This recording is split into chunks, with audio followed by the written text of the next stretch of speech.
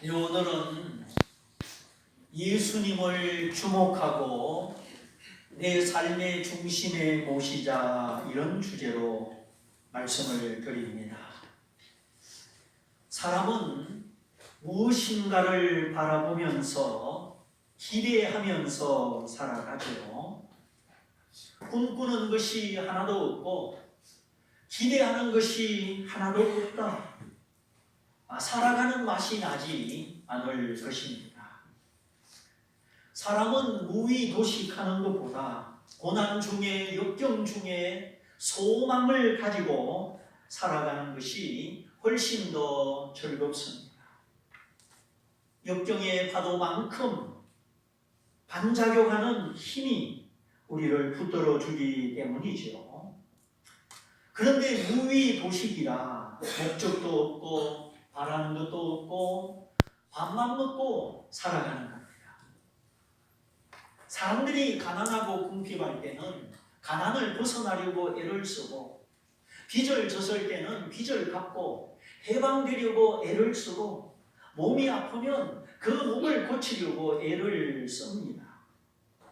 삶의 가난과 궁핍, 문제와 고통, 그것이 어떻게 보면 축복이 될 수도 있습니다. 그런데 높이 올라가고 성공하고 내가 다 가졌다, 다 이루었다, 이렇게 마음으로 교만하고 꼭대기에 올랐을 때 그만 남을 괴롭히고 아나무인이고 사람이 정도를 벗어나 추하게 되는 것을 보게 됩니다. 이런 교만의 위험성이 우리 모두에게 도사리고 있는 것이죠. 그래, 중국의 고사성어에 자식이 높은 데 올라가면 부모가 근심한다, 그런 글이 있습니다. 물리적으로 담벼락이나 높은 나무나 자식이 높은 데 올라갔다가 떨어지면 큰일 나니까 빨리 내려와라, 빨리 내려와라. 자식이 높은 데 올라가면 부모가 근심한다. 근데 이 말을 정신적인 상태로 바꿔보면 어떻겠습니까? 사람들이 출세하고 성공하고 높은 데 올라가니까 그만 자기가 다 된 줄 알고 행세를 하고 횡포를 부립니다. 이게 인간의 연약함이죠. 땅콩 회항 사건, 땅콩 간식이 마음에 안 든다고 어쩌고 저쩌고 하다가 비행기 돌려. 지금 비행기가 활주로로 가고 있는데 비행기 돌려라, 출발하지 못한다. 그 말 한마디를 해가지고 문제가 증폭되고 사회적 파장을 일으켰죠. 땅콩이 맛없으면 안 먹으면 되는데, 너도 나도 먹는 간식이고 그 기내의 손님들이 다 먹는 땅콩인데 내가 누군데 이런 걸 주느냐? 나를 알아봐 주지 못한다. 거기서 촉발된 이 땅콩 회항 사건, 결국 땅콩이, 아니 교만한 마음이 비행기를 돌리게 만들었습니다. 내가 오너의 딸인데 왜 이런 대접을 받아야 되느냐? 아니 그러면 자기 비행기 타고 다니지, 왜 아버지 회사 비행기를 타고 그 난리를 부립니까? 변은 이걸수록 고개를 숙이고 배운 사람은 말 한마디가 더 조심스럽고 가진 자는 안 가진 것처럼 그렇게 살아야 되는데 한국 사람은 너무 표시를 내는 것 같아요. 작전상 후퇴도 있고 다음을 위해서 지금 질 수도 있는데 한국 사람들은 마음이 급하고 나중을 생각하고 다음을 생각하기보다 지금 욱하고 지금 대접을 받아야 되고 당장에 뭔가 눈앞에 나타나야 되는 이런 조급함이 있습니다.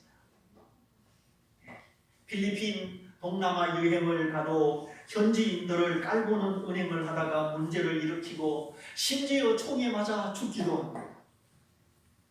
필리핀 사람들은 경비원들이 총을 가지고 다닙니다. 아무데나 들어갔다가 총을 맞습니다. 우리나라하고는 문화가 다르죠. 근데 기본적으로 우리에게 이 사람에 대한 존중심이 부족한 것 같아요. 지렁이도 밟으면 꿈틀하고 쥐도 코너에 몰리면 고양이를 운다는데 사람에 대한 이해가 부족하다 생각됩니다. 피부색을 초월해서 사람은 그 속에 영혼이 있고 자존심이 있습니다. 이 영혼은 하나님을 만나야 되고 그 영혼에서 비롯되는 자존심은 존중을 받아야 되는 것입니다. 우리 자녀들도 칭찬받고 격려받고 존중을 받을 때 공부도 더 잘하고 자기 목적을 향해 갈 수가 있는 것이죠. 남의 자존심을 짓밟고 내가 평안할 수 있느냐? 평안할 수가 없습니다. 하나님은 모든 존재를 지으시되 쓸모있게 지으셨고 자기 위치를 부여하여 지으셨습니다. 사람은 다 쓸모가 있고 자기가 있어야 하는 자리가 있습니다. 그 자리를 잘 지키면 하나님이 자꾸 높여주십니다. 병원에도 의사든지 간호사든지 다 자기 위치, 자기 역할이 있습니다. 군대도 마찬가지. 호초병 하나, 취사병 하나, 필요 없는 병력은 한 사람도 없지요. 심지어 산에 들에 자라는 약초들, 그 약초들이 어리고 잎이 작을 때 그 어린 잎사귀에 독성분이 있어서 염소나 노루나 뜯어먹지 못하게 하셨습니다. 염소들은 알아요. 이게 먹을 수 있는 풀인지 아닌지, 독성분이 있는지 없는지 냄새 맡으면 다 안답니다. 참 신기하죠. 우리는 아무리 냄새 맡아도 이게 모르잖아요. 까치가 배나 사과를 쪼아 먹을 때 무엇부터 쪼아 먹죠? 제일 맛있는 거 기막히게 알고 쪼아 먹습니다. 다람쥐는요, 그 잣나무 꼭대기에 올라가서 이빨로 잣나무를 열매를 땅에 떨어뜨립니다. 그리고 밑에 내려와서 하나씩 까먹습니다. 한 번은 제가 뒷산에 올라가서 보니까 그 잣열매를 다 헤집어서 잣알맹이만 모여 있어요. 아니 이걸 왜 까먹지 않았지? 껍질을 깨보니까 그 속이 다 비었어요. 사람은 깍지를 깨워봐야 그 속에 잣알갱이가 있나 없나 아는데 다람쥐는 안 깨봐도 다 아는 거예요. 야, 이거 빈통이다. 이거 빈 깍지다. 그래서 제가 깨워보니까 잣알맹이가 하나도 없어요. 이렇게 후각이 발달하고 감각이 발달했구나. 우리도 하나님을 아는 영감을 가지고 하나님의 지혜와 지식을 가지고 우리 인생을 껍데기로 살지 말고 알맹이로 천국으로 소망으로 살아야 될 줄 믿습니다. 아무리 열심히 살아도 껍데기 인생이면 무슨 소용이 있습니까? 산에 들에 자라는 그 어린 약초도 보호받을 수 있도록 그 잎사귀 속에 독소가 있어서 염소들이 먹지 못하게 해 놓으셨습니다. 하나님이 지으신 모든 것은 그 원래의 가치, 그 본래의 목적이 있습니다. 요즘 서해바다에 나타나는 해파리도 소량의 단백질 성분이라 물고기가 뜯어먹고 또 플랑크톤이 먹는답니다. 쓸모없어 보이는 해파리도 바다의 양식으로 하나님이 주신 것입니다. 그러므로 하나님이 지으신 모든 것은 그 원래의 존재의 가치가 있는데 그 가치를 인정받고 존중받아야 되는 것이죠. 어디 해외여행을 가거든 그 사람들을 존중해줘야 됩니다. 동남아 사람들 키도 작고 얼굴도 조금 검고 그렇다고 해서 무시받을 조건은 아닙니다. 사람은 누구나 하나님의 형상이요 영혼이 있습니다. 하나님의 형상이라는 말은 우리가 하나님을 닮았다. 우리는 하나님을 닮은 존재라는 것입니다. 자녀가 부모를 닮듯이 우리 사람의 근본은 하나님이시라. 우리는 하나님을 닮았습니다. 그러니까 얼마나 대단합니까? 내가 누구를 닮았다고요? 하나님이라는 그분을 닮았습니다. 그래서 우리는 하나님처럼 지혜가 있고 지식이 있고 영원히 죽지 않는 영혼을 가지고 있습니다. 그래서 고대 이집트, 중국, 남미 그 사람들은 사람이 죽으면 미라를 만들어 가지고 언젠가 다시 살아날 것이다. 부활을 꿈꾸었습니다. 죽음의 장벽을 맞이하였지만 죽음 넘어 또 다른 생명을 꿈꾸었던 것입니다. 사람이 죽으면 끝이 아닙니다. 옆에 분도 한번 인사해 보겠습니다. 죽음은 시작입니다. 죽음은 하늘나라에 들어가는 새 생명의 시작이요 하늘나라의 시작입니다. 예. 어머니의 자궁속이 끝이 아닌 것처럼 태어나 보니 이렇게 신세계가 있는 것처럼 죽은 이후에는 물질의 세계가 아니라 영의 세계가 있습니다. 하나님의 세계, 천사의 세계, 사탄의 세계가 있습니다. 사람이 죽을 때 보면 압니다. 이 육체에서 영혼이 빠져나갈 때 예수 믿는 사람은 죄를 용서받았기 때문에 천사가 와서 빛의 세계로 들어갑니다. 그러나 믿지 않는 사람은 그 죄가 그냥 있기 때문에 사단 마귀 귀신이 찾아와서 어두움의 세계로 데려갑니다. 그래서 천사들의 손에 이끌려서 천국으로 빛의 나라로 가는 사람들은 마음이 기쁘고 편하기 때문에 그 시신이 굳지 않고 살이 부들부들합니다. 얼굴이 평안합니다. 돌아가셨는데도 돌아간 사람 같지가 않습니다. 그러나 지옥으로 어두움으로 끌려가는 사람들은 가지 않으려고 몸부림을 치다가 몸이 굳고 인상을 쓰고 피부가 굳어 있습니다. 죽을 때의 모습이 똑같지 않습니다. 죽음 이후에 가는 나라가 똑같은 나라가 아닙니다. 잠을 자고 나서도 마찬가지입니다. 잠자기 전에 기도하고 오늘 하루를 예수의 피로 씻고 편안하게 자고 나면 세포가 살아나고 피부가 윤기가 있습니다. 그러나 밤새 악몽을 꾸고 시달리고 그러면 몸이 으시시하고 얻어맞은 것 같고 눈도 빨갛고 영 개운치가 않습니다. 개운치가 않아요. 잠잘 동안 무슨 일이 있었습니까? 그 영혼의 활동이 불편했기 때문에 그렇게 힘든 거예요. 그 영혼이 밤새 시달렸기 때문입니다. 사람이 잠을 자고 육체는 쉬어도 영혼은 쉬지 않습니다. 영혼은 육체가 아닙니다. 사람은 잠을 자도 눈동자가 움직이고 뇌가 활동하는 렘 수면이 있지요.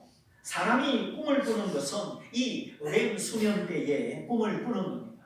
꿈꿀 때는 막 우리가 모르지만 눈동자가 왔다 갔다 하고 뇌가 활동을 하는 거예요. 그때 꿈을 꾸는데 바로 사람이 꿈을 꾼다는 것은 육체가 아닌 영혼이 있다는 증거입니다. 가위에 물리기도 하고 귀신이 찾아오기도 하고 꿈속에서 희한한 것을 보기도 하고 희한한 것을 생각하고 희한한 것을 말합니다. 꿈속에 예수님의 십자가에 못 박힌 모습을 보는 사람도 있고 천사를 만나는 사람도 있습니다. 우리 집에 혜린이도 잠을 잘 때 막 말을 해요. 야 친구야 그러지 마 어쩌고 저쩌고 네가 그랬잖아. 말소리가 다 들려요. 꼭 깨어있을 때 낮에 말하는 것 같아요. 잠꼬대 그렇게 하는 사람 우리 주변에 있어요 없어요? 있지요. 제가 옛날에 이랜드 회사에 다닐 때도 그런 분이 있었어요. 꼭 잠꼬대를 낮에 깨어 있을 때 말하는 것처럼 다 들려요. 비밀이 없어요, 비밀. 잠꼬대 할 때 다 말해요. 사람이 뼈와 근육, 육체뿐이라면 육체는 꿈을 꾸지 않습니다. 육체는 잠들 동안 말하지 않습니다. 육체는 영혼을 담고 있는 그릇입니다. 그래서 오늘 우리의 영혼에 하나님을 담아야만이 우리가 빛의 나라에, 영광의 나라에 가는 줄 믿습니다. 하나님 없이 그렇게 아무렇게 살면 안 됩니다. 이 세상의 물질 소망, 그것만 가지고 살면 안 됩니다. 여러분의 영혼을, 영원한 영혼을 어떻게 하실 것입니까? 유리컵이 깨어지면 물이 쏟아지듯이 사람의 육체가 이제 쇠하여지고 때가 되면 그 속에 있던 영혼이 육체를 떠나가는 것입니다. 그러므로 할아버지 돌아가셨다, 그 말은 할아버지의 존재와 영혼이 사라진 것이 아닙니다. 이 육체를 벗어나 하나님께로, 원래 그 영혼을 지으신 하나님께로 돌아가는 것입니다. 그래서 어리석은 부자야, 오늘 밤 하나님이 너의 영혼을 부르시면 너의 통장, 너의 주식, 네가 쌓아둔 재물이 누구 것이 되겠느냐? 아무리 많이 쌓아도 하나님이 오늘 밤 내 영혼 부르시면 그 모든 전토와 소유는 나와 상관없게 되는 것입니다. 그러므로 우리가 이 세상 떠나기 전에 오늘 내가 숨쉬고 생각할 수 있을 때에 하나님 말씀 잘 듣고 예수 영접하고 하나님의 자녀, 천국 백성이 되어야 하는 것입니다. 잘 먹고 잘 살자. 그 육체의 삶은 길어야 100년 아닙니까? 우리가 이 땅에서 몇백 년을 살겠습니다. 그러나 천국과 지옥은 영원입니다. 끝이 없습니다. 어찌 이 땅의 짧은 7, 80년의 생애와 영원한 세계를 바꾸려고 하십니까? 그러므로 우리가 무엇을 기대하며 무엇을 바라보며 살아야 하겠습니까? 여러분의 인생의 소망과 꿈은, 최종 목적은 무엇입니까? 예수님을 주목하고 저 천국을 기대하며 오늘 하나님과 함께 한 걸음 한 걸음 살아야 되는 것입니다. 어떤 분은 그러실지 몰라요. 아니, 요즘 같은 문화 문명의 시대에 무슨 고리타분한 이야기입니까? 그러면 문화와 문명이 인생의 문제를 해결해 줍니까? 문화와 문명이 죽음의 문제를 해결해 줍니까? 문화와 문명은 하나님의 영광을 위하는 선한 문화가 있고, 죄를 짓게 하고 교만하게 하고 하나님을 떠나게 만드는 악한 문화가 있습니다. 사탄은 대중문화를 선택해서 우리 청소년들을 범죄하게 하고 있습니다. 3살짜리도 핸드폰 켜놓고 막 두들깁니다. 책장을 넘겨야 되는데 책장을 두들겨요. 핸드폰을 하도 두들겨서 책장을 두들겨서 넘어갑니까? 아이들의 뇌가 자꾸 기계적인 뇌로 바뀌는 거예요. 생각을 하거나 이렇게 창의적인 뇌가 되지 못하는 것이죠. 문화와 문명의 이름으로 죄를 지어서는 안 됩니다. 문화와 문명의 이름으로 하나님의 이름을 대신해서도 안 됩니다. 하나님은 만물의 창조자요, 모든 문화와 문명의 근원입니다. 성경 속에 창조가 있고, 창조 속에 농업도 있고, 기후학도 있고, 음악도 있고, 천문학도 있고, 성경 속에, 하나님의 창조 속에 모든 문화와 문명이 다 들어 있습니다.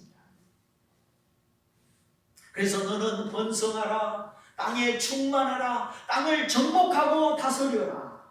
하나님은 당신을 닮은 사람을 만드시되 이성적인 존재로 도덕적인 존재로 그리고 영적인 존재로 만드셨습니다. 이성의 기능이 있기 때문에 생각하고 발명품을 만들어내었습니다. 전기 기관차도 만들고 다이너마이트도 만들고 비행기도 만들었습니다. 원숭이도 고릴라도 어떤 동물도 흉내낼 수 없는 생각할 수 있는 기능, 이성의 기능을 주셨습니다. 그리고 도덕성이 있어서 선이다 악이다 저울질을 하고 법률을 만들었습니다. 고대 함무라비 법전도 영국 법도 그 유명한 로마 법도 다 성경에서 나오고 십계명에서 나왔죠. 그래서 이 십계명은 인류에게 주신 모든 법 중의 법입니다. 지금도 황금사가 되려면 구약 성경을 읽어야 돼요. 거기 뭐 보상법, 상해법 다 나오죠. 미국의 대통령은 여전히 대법원장 앞에서 성경 위에 손을 얹고 미국의 헌법대로 국가를 잘 지도해가 타겠다고 하나님 앞에서 서약을 하고 대통령을 시작합니다.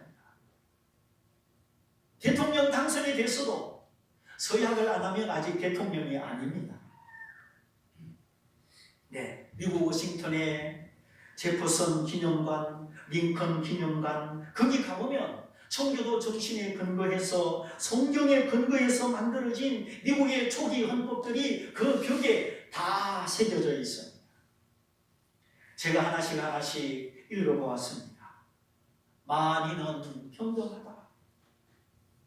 하나님으로부터 지음을 받은 모든 사람은 하나님 앞에 법 앞에 평등하다.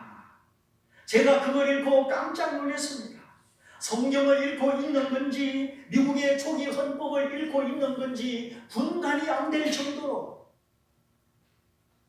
이렇게 미국이 성경에 근거해서 민주헌법이 만들어지고 법치를 실현했기 때문에 이렇게 큰 나라가 되었구나. 그래서 미국은 모든 학교, 관공서 어디든지 십계명을 기록하고 이 하나님의 법대로 우리가 살고 우리 나라를 미국을 만든다. 하나님의 계명, 하나님의 도덕법 거기에 근거하여 살았던 미국은 불과 200~300년 만에 엄청난 나라를 이루었죠. 미국의 역사가 300년밖에 안 됩니다. 근데 중국의 역사 5,000년, 우리나라 역사 5,000년, 역사만 길면 뭐합니까? 이렇게 무질서합니다. 아직도 막 가짜 포도주, 가짜 계란, 뭐 얼마나 가짜를 잘 만들어내는지 온갖 거짓과 속임, 무질서와 횡포, 사람이 하나님의 빛을 떠났을 때 그 마음의 혼돈과 공허, 어두움의 깊이는 청량할 수가 없습니다. 그러므로 우리는 하나님을 믿어야 되고 그 하나님의 말씀, 빛의 말씀을 따라가야 하는 것입니다. 이렇게 미국의 초기 헌법이, 건국 헌법이 성경에서 나오고 성경으로 이루어졌는데 케네디 대통령이 당선된 이후에 십계명을 없애고 미국 초중고등학교의 예배 체포를 없애고 하나님의 말씀, 가르침을, 말씀의 가르침을 없애버렸습니다. 그러자 인생의 목적과 좌표를 잃고 하나님을 찾고 성경대로 살아가던 그 정신이 사라진 이후 미국의 젊은이들이 머리에 염색을 하고 옷을 찢고 히피제이 생기고 마약과 성개방 문화가 이루어지고 하나님을 찬양하는 노래 대신에 록 음악이 발전하고 인간의 감정을 자극하는 헤비메탈 음악 이런 것들이 미국 청소년들의 정서와 문화를 잠식하게 된 것입니다. 하나님의 말씀을 잃어버리니까 내가 누구인지 인간의 고귀한 정체성도 그 소중한 삶도 다 잃어버린 것입니다. 급기야 요즘 사탄 교회가 생기고 사탄을 찬양합니다. 미국에 가면 사탄 교회도 있습니다. 사랑하는 성도 여러분, 지금 우리가 살고 있는 때는 비상한 때입니다.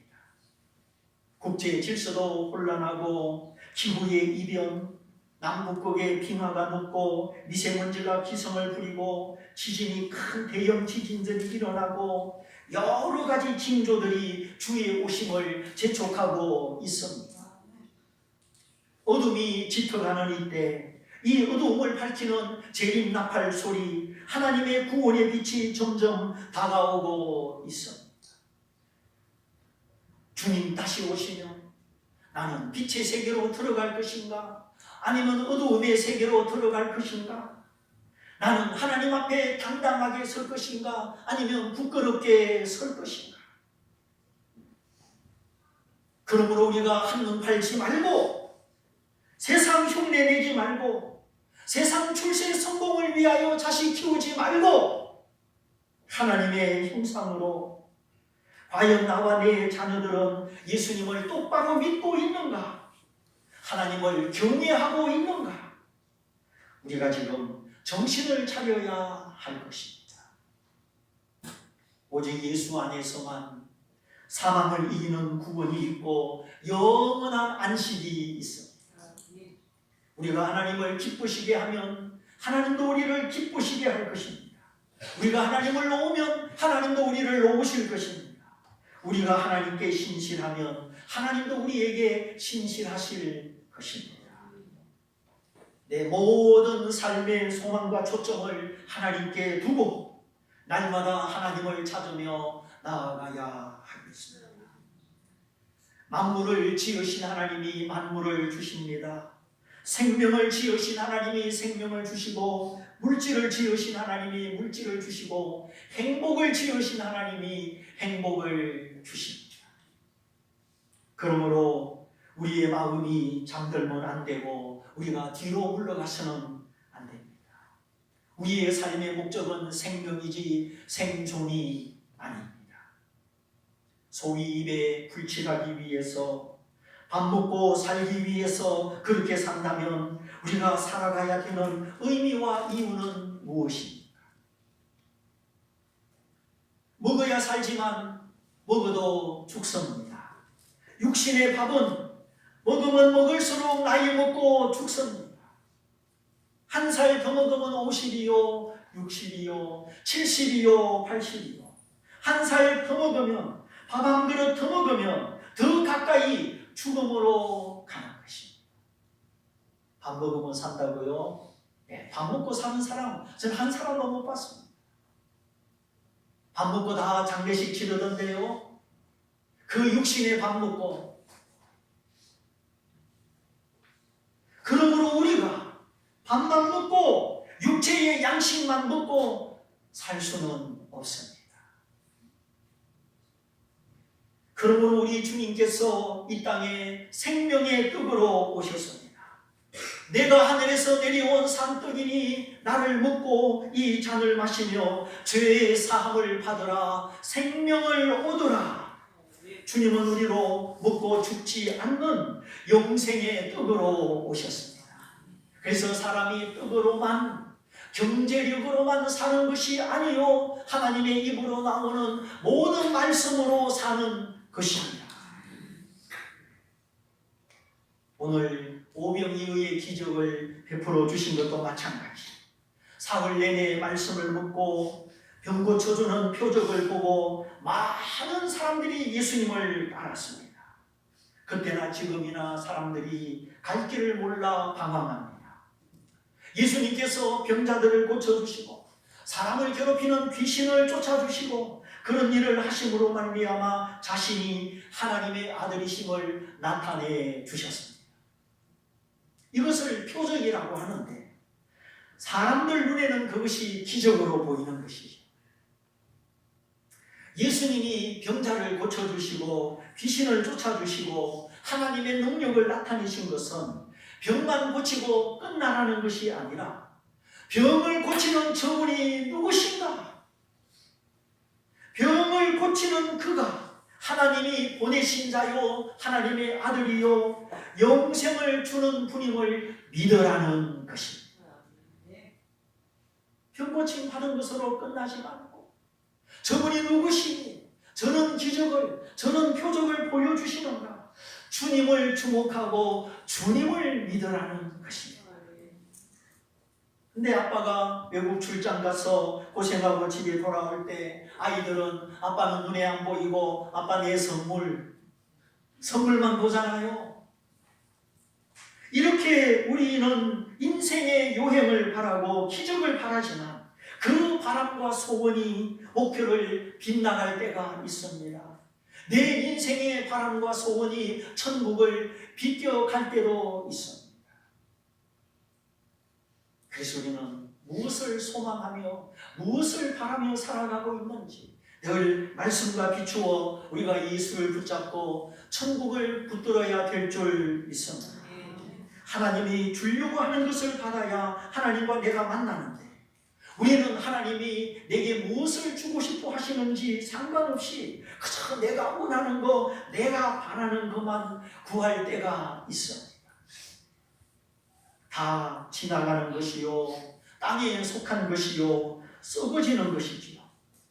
신차도 오래되면 고철되고 새 아파트도 오래되면 헐어야 됩니다. 이 땅에 새 것이 어디 있습니까? 이 땅에 영생이 어디 있습니까?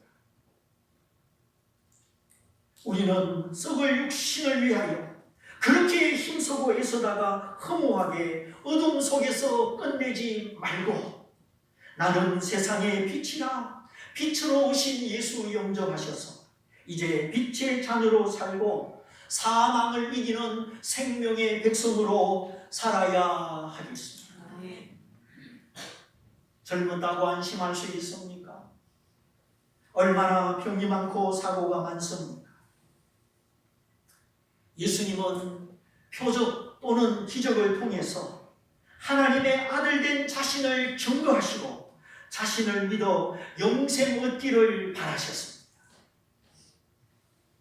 그런데 사람들은 기적에 관심이 많고 영생에는 관심이 없었습니다.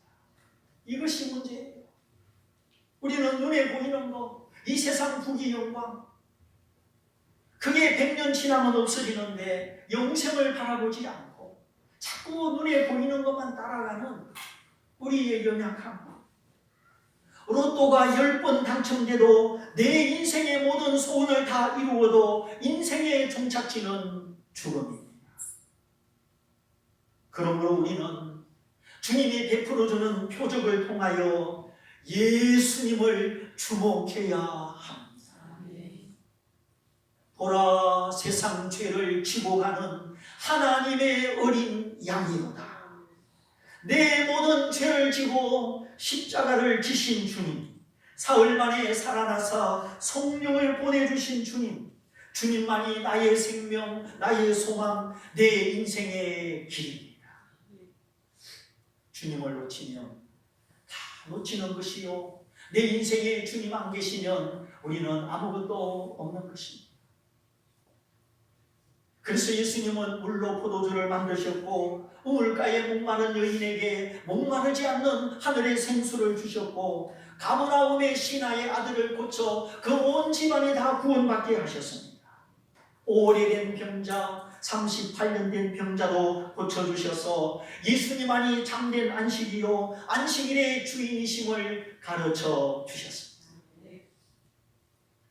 우리가 때때로 바라는 요행이나 기적, 그런 요행과 기적은 우리 눈을 어둡게 만들고 교만하게 만들고 하나님 없이도 살 수 있는 것처럼 우리를 착각하게 만듭니다.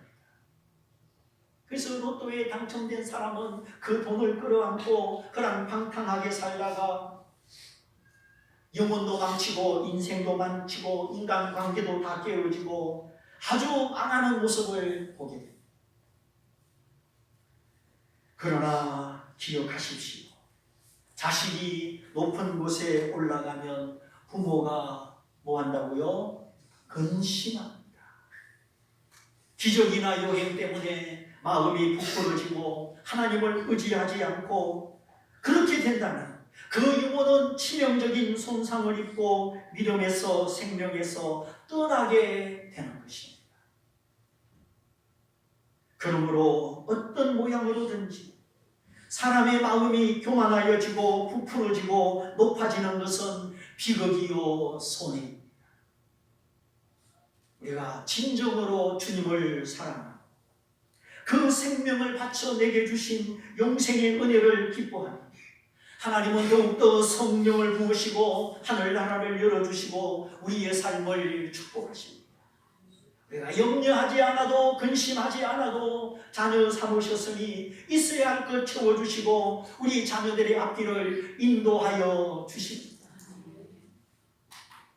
그러므로 하나님 멀리하지 말고 마음을 높이지 말고 또한 어리석고 헛된 꿈을 꾸지 말고 나의 구주, 나의 생명 되신 주님을 노래하면서 세상이 무너지고 내가 빈손이 되어도 주님은 나의 생명, 나의 구주이심을 감사하면서 언제나 생명의 떡을 먹고 예수님과 함께 예수님과 동행하시기를 주님의 이름으로 축원드립니다. 축원드립니다. 우리 말씀을 붙잡고 같이 기도하겠습니다. 주님, 혹시 내 영혼이 잠들어 있지는 않습니다. 날마다 주어지는 월급만 바라보고 물질의 소망으로 땅의 소망으로 내가 하나님을 잃어버리고 십자가의 사랑과 능력을 잃어버리고 이렇게 어두움 가운데 살고 있지 않습니까? 주여, 오늘 다시 한번 내 영혼을 깨워주시고 나를 사랑하사 그 몸을 십자가에 부려주신 주님을 주목하는 시간, 다시 한번 주님을 내 마음의 왕으로 모시는 시간 되게 하여 주옵소서. 우리 말씀을 붙잡고 다 같이 기도하겠습니다. 할렐루야.